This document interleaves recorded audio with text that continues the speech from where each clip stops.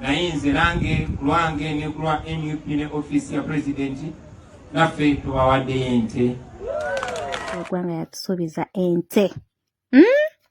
Yatugamba agenda tuwentira olunaku lwaliro tu receivings ente yaffe. Bobi Wine agabye ekisuubizo munnanga ate jeyeyama ku mukolo gwa Bobi Giant ensonga ate munnanga ate omukyala Pretty Nicole munnanga ate omukyala Barbie Kyagulanyi sentamu ne Pretty Nicole basisinkanye wali ku One Love Beach e Busaabala.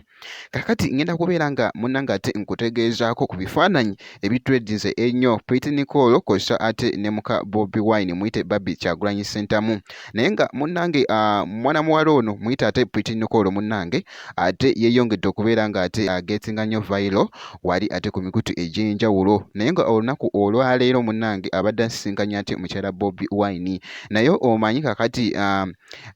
emboozi ze babadde banyumyamuko awo gwe alaba Nutty omanyi mukyala Bobi Wine ono munnange ntera okuteekayo vidiyo ze wano nga ayogera ebigambo ebirungi munnange ayagala nnyo okuyigiriza abantu ebigambo eby'enjawulo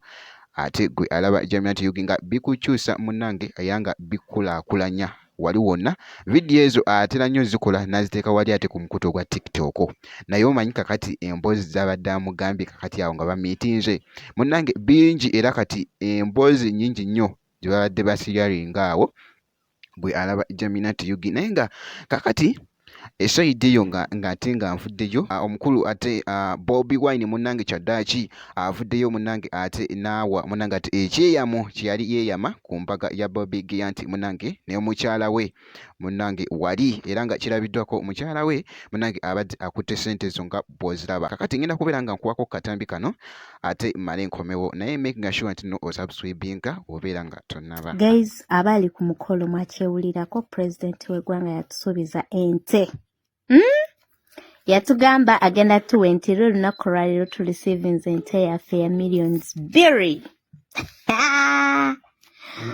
Guys,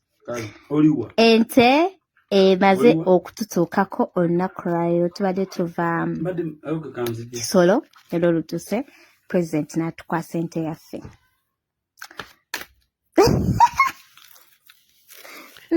naye nga bwekityo munnange ate bwekitambudde muganda wange gwe alaba Nutty essanyu libuze okumutta obusi muganda wange gwe alaba Nutty naye nga making sure nti no osubscribinga wobeera nga tonnaba ngenda kubeera nga nkomawo ate mu maaso eyo ne update ate endala.